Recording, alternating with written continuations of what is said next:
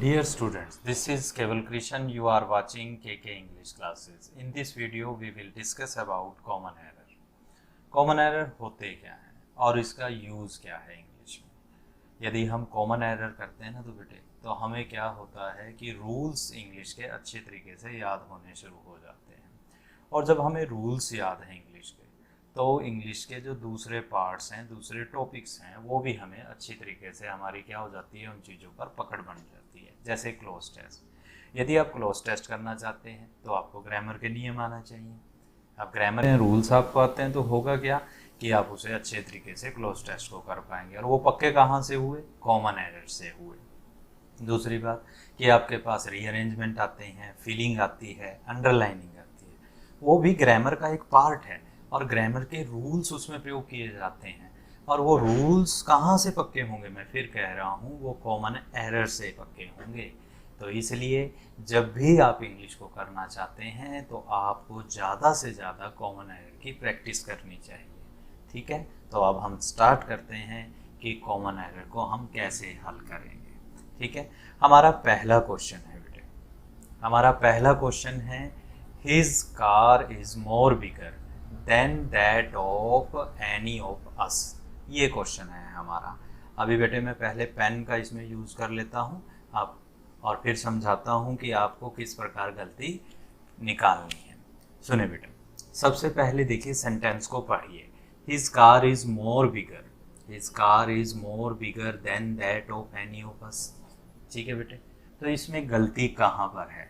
अब बेटे आपको रूल्स पता होना चाहिए थे इंग्लिश का। इंग्लिश का एक नियम आता है बेटे कि जहाँ देन आ रहा हो और वाक्य तुलना वाला है तो समझ जाना कि देन आया तो वाक्य में कंपैरिजन तो होगी, और देन के साथ सेकंड डिग्री का प्रयोग होता है।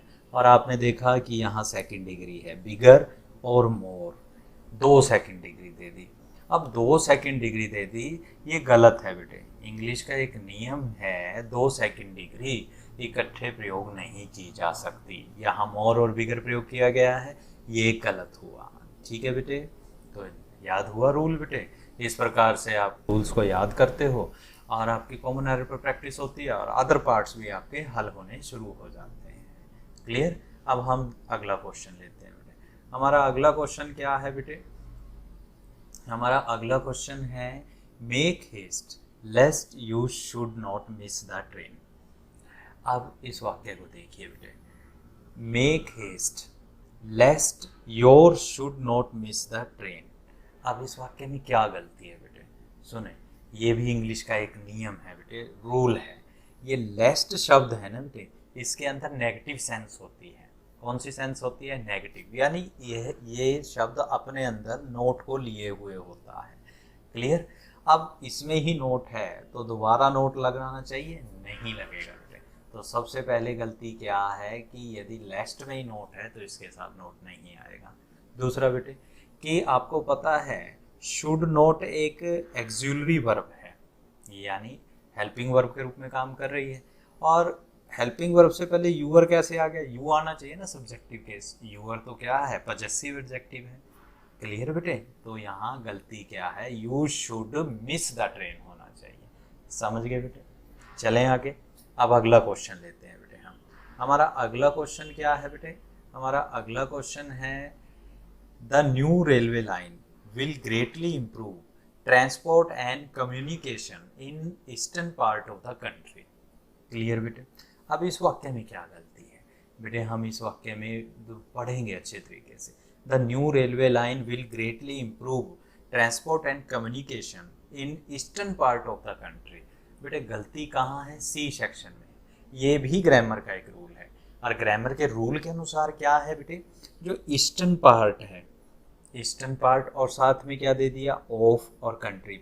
नियम आता है बेटे, noun plus preposition plus noun, तो फर्स्ट नाउन से पहले हमें दा लगाना होता है। ये देखो क्या आ रहा है बेटे? ईस्टर्न पार्ट, ये एक नाउन हो गया, फिर ऑफ आ गया, प्रेपोजिशन होगी, फिर कंट्री आ गया, ये नाउन हो गया। तो यहाँ क्या आना चाहिए? In the eastern part of the country. Clear बेटे? ये तो आपने सीखा बेटे, 3 ग्रामर के नियम हो गए।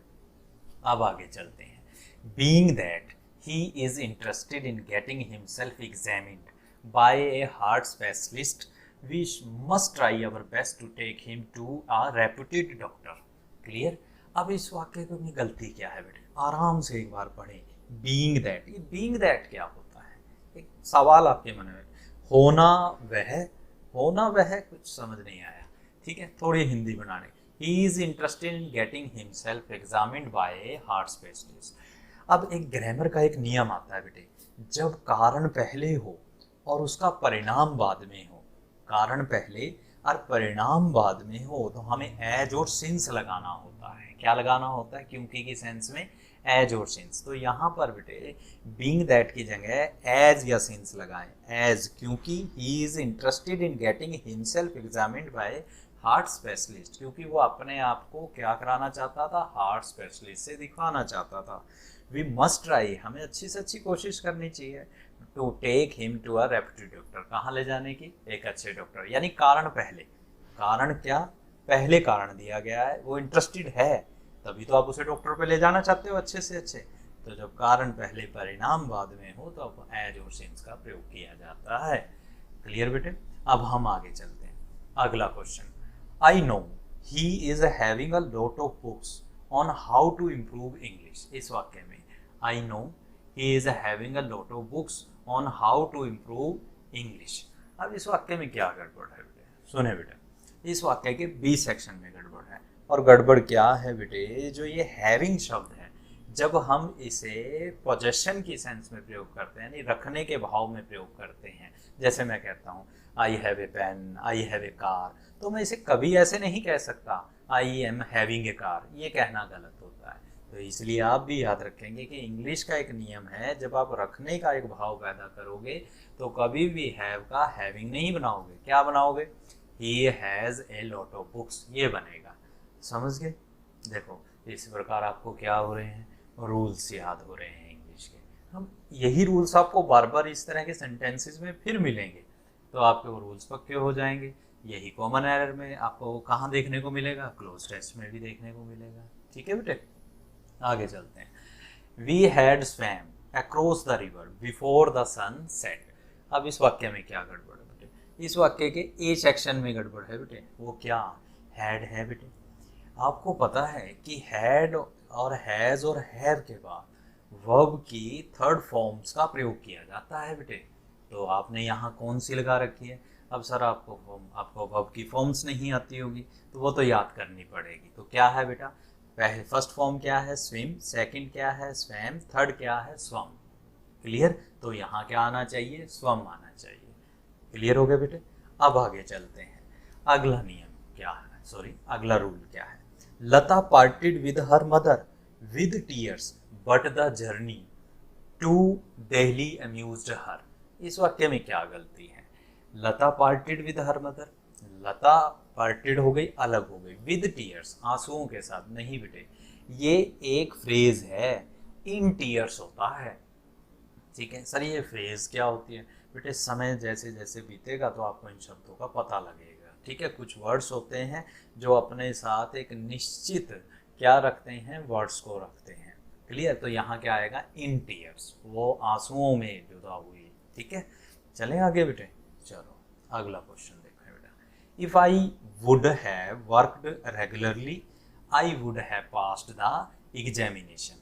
अब इस वाक्य में क्या गलती है बेटे, बेटे सुनो, कंडीशनल सेंटेंसेस के भी रूल्स हैं, 3 नियम हैं, जिसमें से ये आपके पास एक उसका नियम आया बेटे, एक रूल आया। क्या नियम है, सब if plus subject plus had plus verb की third form plus object, comma subject फिर वुड हैव वर्ब की थर्ड फॉर्म प्लस ऑब्जेक्ट, ये नियम है। तो इसमें तो गड़बड़ हो रही है। इफ आया है बेटे, इफ के बाद क्या दे रखा है, वुड हैव थर्ड फॉर्म दी हुई है, तो ये गलत हो गया।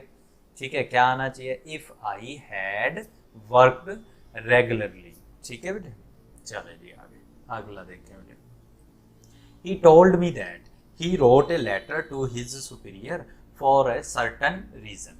अब क्या है बेटे, ही टोल्ड मी दैट, सुनो बेटे, ये नरेशन आ गई है। नरेशन में क्या होता है, जो आपकी दैट से पहले जो वर्ब होती है ना बेटे, उसे क्या कहा जाता है, रिपोर्टिंग वर्ब कहा जाता है। क्या कहा जाता है, रिपोर्टिंग वर्ब। और दैट के बाद जो होती है उसे रिपोर्टेड स्पीच कहा जाता है। क्या कहा जाता है? Reported speech. अब फर्क क्या है बेटे, यदि पहले रिपोर्टिंग वर्ब पास्ट में है तो बाद में रिपोर्टिंग वर्ब आई है तो रिपोर्टिंग वर्ब भी पास्ट में आनी चाहिए, ये ठीक है, दोनों पास्ट में। परंतु इस वाक्य की सेंस देखिए, he told me that he wrote a letter, कि उसने मुझे बताया कि उसने एक लेटर लिखा। लेटर लिखने का काम तो पहले हो गया था ना, उसके बताने से पहले हो गया, यानी काम पास्ट में भी बहुत पहले हुआ। तो यहाँ क्या आएगा? हैड और थर्ड फॉर्म आएगी। क्या आएगी बेटे? हैड और third form. He had written a letter to his superior for certain reason. Clear बेटे? चलो कोई बात नहीं बेटे, धीरे धीरे ये बात आपको आगे और समझ आएगी। इसी प्रकार के नियम आएंगे बेटे, फिर ये दिमाग में बात बैठ जाती है बेटे। चलें आगे, आगे चलते हैं। अगला देखें, the vehicle which is stopped by the policeman contained a number of smuggled watches। अब इस वाक्य में क्या गलती है? The vehicle is which is stopped by the policeman, जो गाड़ी पुलिसमैन के द्वारा रोकी जाती है, जो गाड़ी रोकी जाती है, contained a number of smuggled watches, उसमें थे, क्या थे? स्मगल वॉचेस थी।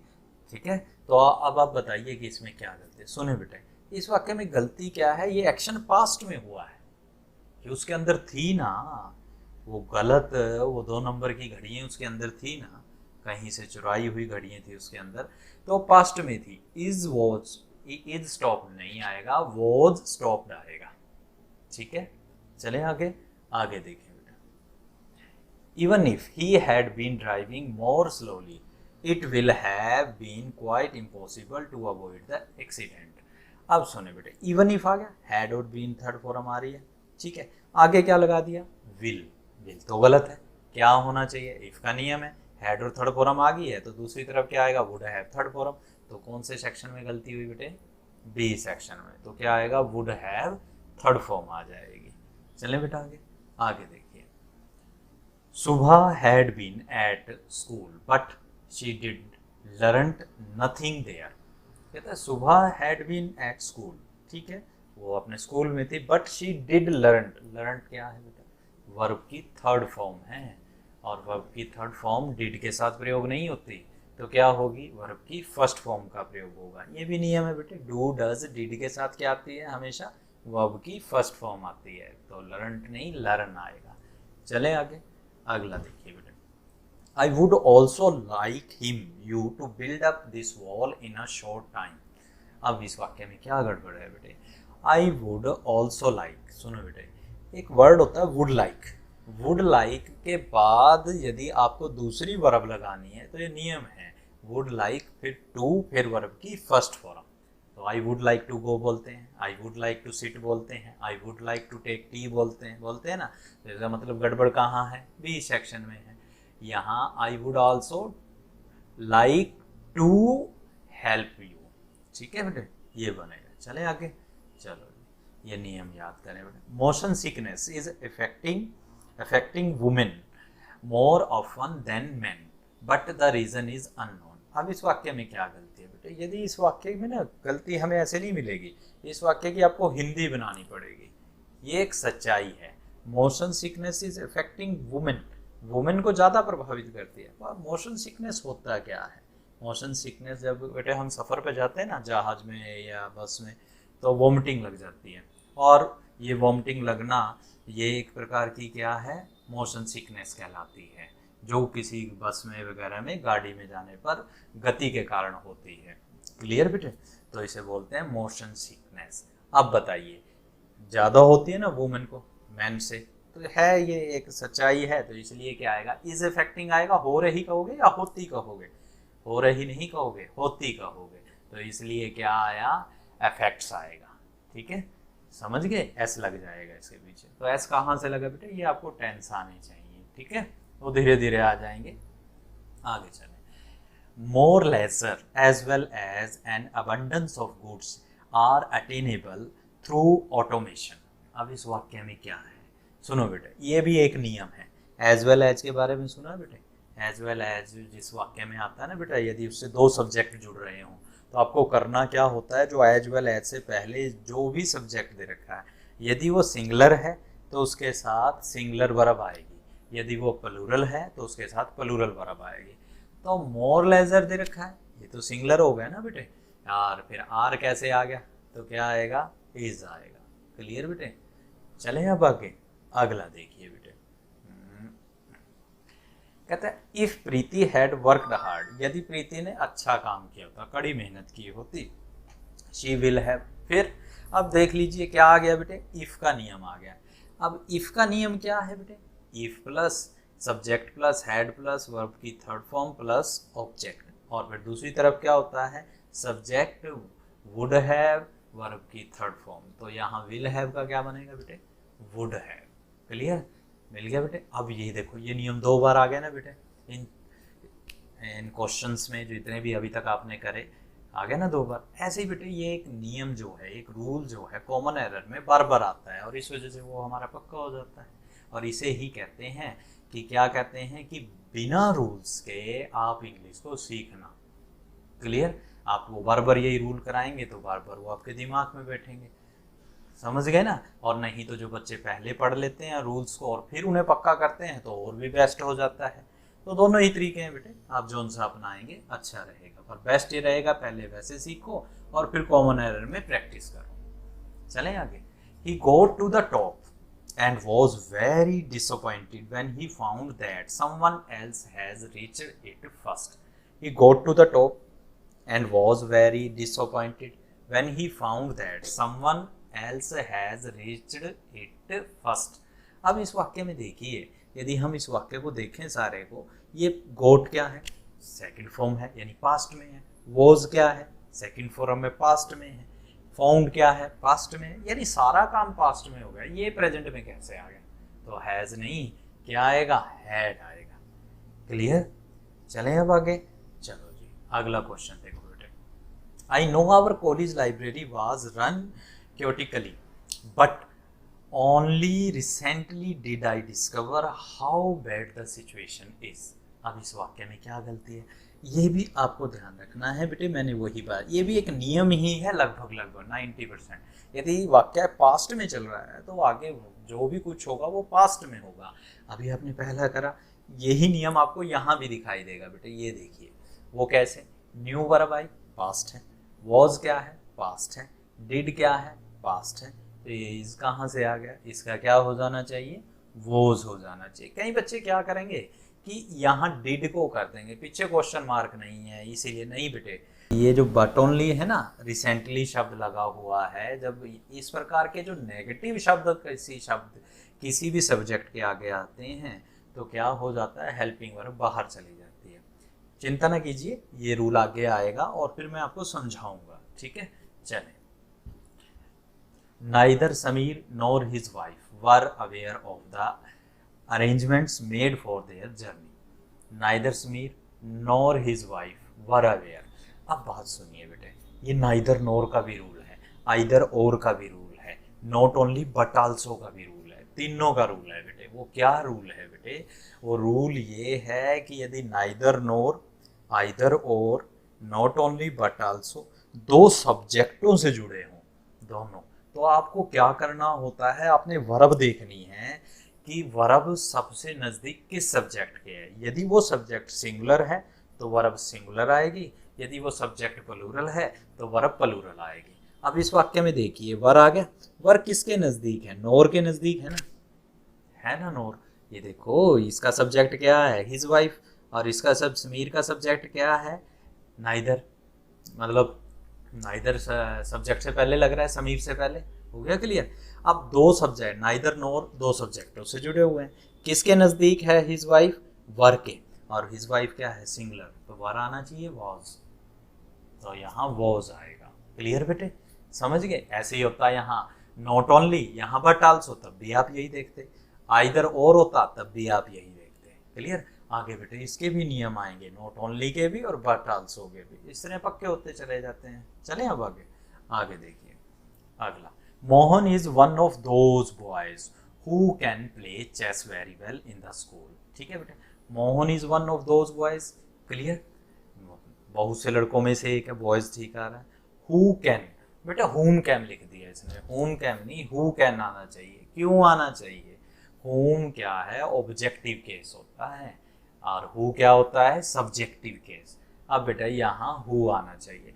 सर हमें नहीं समझ आया ये कैसे आता है कैसे नहीं। अरे मेरी बात तो मानो, आप पहले यहाँ who लगाओ और who को सब्जेक्ट मानो, मान गए, और whom को क्या मानना, ऑब्जेक्ट मानना। मैं कहता हूँ who is coming, कौन आ रहा है, तो मैं सब्जेक्ट पूछ रहा हूँ ना, ही इज कमिंग, यानी हु के बाद मैंने इज लगाया, वो उसके बाद यानी मैंने हेल्पिंग वर्ब लगा दी। काम किसके बारे में पूछ रहा हूँ, कौन कर रहा है, हु इज कमिंग, कौन आ रहा है। ऐसे ही ये कह रहा है हु कैन प्ले चेस, कौन खेल सकता है। नहीं समझ आई, थोड़ा थोड़ा करिए, धीरे धीरे ये बात भी समझ आएगी कि हु और हुम का सब्जेक्टिव प्रयोग क्या है और ऑब्जेक्टिव प्रयोग क्या है। क्लियर, चलें आगे, अगला देखें। On my request Amar introduce me to his friend who is a singer and a scientist. देखें, ऑन माई रिक्वेस्ट, मेरी रिक्वेस्ट पर, अमर इंट्रोड्यूस मी, अमर ने मेरे को इंट्रोड्यूस किया, टू हिज फ्रेंड, उसके दोस्त से, हु इज, जो क्या है। ये हु किसके लिए प्रयोग हुआ बेटे, अभी पहले आके गया ना, सब्जेक्ट के रूप में प्रयोग हुआ। देखो हु इज, हु किसके लिए, फ्रेंड के लिए। हु इज ए सिंगर, कौन है सिंगर, उसका अमर का दोस्त है ना। तो पता लगा, थोड़ा सा ही पिछले क्वेश्चन से अटैच है, थोड़ा थोड़ा समझ आया होगा बेटे। हु क्या है, सब्जेक्ट से लेके, तो who is a singer and scientist. तो यहाँ तो हु ठीक है, हम तो नहीं आना चाहिए। अब गलती क्या है, गलती इस वाक्य में बेटा आर्टिकल की है। सुनो, इंग्लिश का एक नियम आता है बेटे, जब एक ही व्यक्ति के दो गुण बताए जाते हैं तो आपको क्या करना है, सिर्फ फर्स्ट जो उसका गुण है तो उसके साथ ही आपने क्या लगाना है, आर्टिकल लगाना है। तो इसमें पहला गुण क्या है उसका, सिंगर, तो सिंगर के साथ ही ए लगेगा बेटे, साइंटिस्ट के साथ नहीं लगेगा। क्लियर, ये भी एक नियम है। देखो आप कितने नियम सीख गए, 21 रूल्स आपको क्वेश्चन आपको कराए गए, और 21 आपको जो क्वेश्चन कराने के बाद आपको कम से कम 18 रूल्स इंग्लिश के पता लग गए। क्लियर, इसी तरह से 18 आगे आ जाएंगे, यही रूल आएंगे बेटे। ठीक है, इन्हीं को हमें पक्का करना होता है। अब आगे चलें, अगला देखें। One of my best friend is both a novelist and a poet of A repute. अब इस क्वेश्चन में देखिए बेटे क्या हो गया। वन ऑफ का इंग्लिश का एक नियम आता है, ठीक है बेटे। उस नियम के अनुसार क्या है, वन ऑफ के बाद यदि नाउन आता है तो वो प्लूरल आता है, और वर्ब आती है वो क्या आती है, सिंगुलर आती है। तो वन ऑफ आ गया और फ्रेंड आ गया, तो ये तो फ्रेंड्स होना चाहिए था। क्लियर बेटे, क्योंकि वन ऑफ बहुत से दोस्तों में से, बहुत से दोस्त हैं उनमें से एक निकाला ना, तो इसीलिए हुआ। अब दूसरी बात, फिर आपका सवाल, आप कहोगे सर पिछले क्वेश्चन में आपने कहा था एक ही व्यक्ति के गुणों की बात कर रहे हैं तो आर्टिकल सिर्फ एक के आगे आना चाहिए, इसमें तो दो के आगे आ रहा है। नॉवलिस्ट भी है सर और वो पोइट भी है, गड़बड़ हो गई ना। नहीं बेटे सुनो, यही तो इंग्लिश की एक दुविधा है, एक पजलनेस है, एक कन्फ्यूज़न है। ठीक है, अब उस कन्फ्यूज़न को दूर करते हैं। कन्फ्यूज़न क्या है बेटे, जब बोथ आ जाए ना तब आपने इस नियम को नहीं लगाना। ठीक है, याद रखोगे। तो इसीलिए यहाँ ए नॉवलिस्ट ए पोइट ठीक है। चले आगे, अगला देखें। Just before the race I asked him whom he thought was going to win। कहता है just before the race I asked him, मैंने उससे पूछा, whom he thought was going to win। अब इस वाक्य में देखिए बेटे क्या है, इसमें भी whom का ही चक्कर है। क्या who आएगा या whom आएगा बेटे, यहाँ पर क्या आएगा, who आएगा। क्यों आएगा सर, सुनिए बेटे, सब्जेक्ट की जरूरत है। सर आपको तो पता है, हमें पता नहीं बेटे, पता लगेगा। सुनो, आस्क्ड वर्ब है, हाँ जी है वर्ब, थॉट वर्ब है वर्ब बेटे। अब आस्क्ड का सब्जेक्ट क्या है, आई, थॉट का सब्जेक्ट क्या है, ही, बन गया, दोनों का सब्जेक्ट आ गया, वाक्य पूरा हो गया। अब बचा ये वोज। अब वोज का सब्जेक्ट कहाँ है, नहीं है ना वोज का सब्जेक्ट, तो क्या करोगे बेटे, इस होम को काटो और इसकी जगह क्या लेकर आओगे, हु लेकर आओगे, क्योंकि हु किसका काम करता है, सब्जेक्ट का। इसीलिए यहाँ पता लगा थोड़ा थोड़ा। देखो अब से पहले 3 या 4 आपके सेंटेंसेस आ चुके हैं बेटे, हु और हुम पे। क्लियर, चलो आगे चलते हैं। Are there any further reason you can give us for your failure. तो इस वाक्य में क्या गलती है, are there any further reasons. बेटे देयर आया, आर आया, आर किस लिए आया, रीजन्स को देख कर आया। ठीक है, देयर में बेटे क्या होता है, जो पीछे नाउन दिया होता है ना, यदि वो सिंगुलर होता है, जो देयर के पीछे नाउन होता है ना बेटे, तो यदि वो सिंगुलर है तो वर्ब सिंगुलर, नहीं तो प्लूरल, यदि वो प्लूरल है तो ये तो ठीक है इतना। You can give us for your favour, तो ठीक है बेटे, इस वाक्य में तो कोई गलती नहीं, नो एरर है, यानी मेरे को तो कोई गलती मिलती नहीं। यदि आपको मिलती है तो मेरे को जरूर बताना। ठीक है, चलो जी आगे, अगला देखिए, between you and I he probably want come at all. अब इस वाक्य में क्या गलती है, बिटवीन यू एंड आई, सुने बेटे, ये सब्जेक्ट के रूप में प्रयोग कर रखे हैं यू एंड आई। अब इस वाक्य में क्या गलती है हो सकती है, सुनो, बिटवीन एक प्रेपोजिशन है बेटे, और प्रेपोजिशन के बाद ये कहा जाता है कि ऑब्जेक्टिव केस का प्रयोग करना चाहिए, सब्जेक्टिव का नहीं, तो इसलिए क्या आएगा, यू एंड मी आएगा। क्या आएगा, यू एंड मी। क्लियर बेटे, चलो आगे चलते हैं। Some of the questions asked in the examination were as easy that even dull student could answer them. Some of the questions asked in the examination were as easy that की, इतने as की जो sense होती है ना बेटे, as और as की सेंस होती है इतने उतने की, यहाँ इतने उतने की बात नहीं बन रही है, बात किसकी बनेगी, सो एज की बनेगी।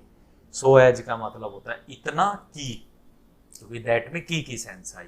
तो देखें, some of the questions asked in the examination were so easy, इतने ज्यादा इजी थे कि even dull student could answer them. हुआ क्लियर बेटे, तो ये सो एज की जोड़ा है बेटे, क्लियर। और किस सेंस में, इतना की, इस सेंस में, और एज किसकी सेंस में होता है, इतना उतना, जैसे Ram is as handsome as Shyam, इस तरीके से। क्लियर, चलो जी आगे देखते हैं। अगला क्वेश्चन है, yesterday while crossing the road he was run out by A truck. अब इस वाक्य में क्या गलती है, yesterday while crossing the road he was run out by A truck. अब इस वाक्य में बेटे फ्रेजल वर्ब की गलती है, रन आउट नहीं होता। रन आउट तो ये मतलब तो ये होता है, रन आउट का मतलब बाहर निकल जाना। ठीक है, दूसरा मतलब क्या होता है, किसी चीज़ की समाप्ति हो जाना। ठीक है बेटे, तो फ्रेजल वर्ब ये नहीं आएगी, ये तो ट्रक के द्वारा कुचला गया, तो रन ओवर आएगा। क्या आएगा, रन ओवर। हुआ क्लियर, आगे चलते हैं। When still a high school student, he used to write articles for leading newspaper and journal. अब इस वाक्य में क्या गड़बड़ है, देखिए, when still a high school student, कौन हाई स्कूल स्टूडेंट, ये बात तो साइलेंट कर दी, यानी वाक्य की जो रचना है वो गलत बनी हुई है बेटे। When he was a high school student, ठीक है, when he was a high school student he used to write, ये बनेगा। क्लियर बेटे, ये वाक्य में थोड़ा सा बेटे आपको हिंदी आनी चाहिए और सेंटेंस स्ट्रक्चर बनाने आने चाहिए, धीरे धीरे आ जाएंगे बेटे, लगे रहें। आगे देखें, Avinash and his friends were walking towards the station when they met his common friend। अब इस वाक्य में क्या गलती है, Avinash and his friends were walking towards the station when they met his common friend। गलत, दो दोस्त हैं, उन दोनों का दोस्त क्या होगा, their common friend होगा ना, तो his नहीं, क्या आएगा, their आएगा। क्लियर बेटे, चलें आगे। अगला क्वेश्चन है बेटे हमारा, Mohan is one of those boys whom can play chess very well in the school। ये क्वेश्चन पहले भी आया, चलो आप करके बताओ। ठीक है, अच्छी तरह से करना बेटा इस क्वेश्चन को, ये पहले भी आ चुका है। Thank you very much.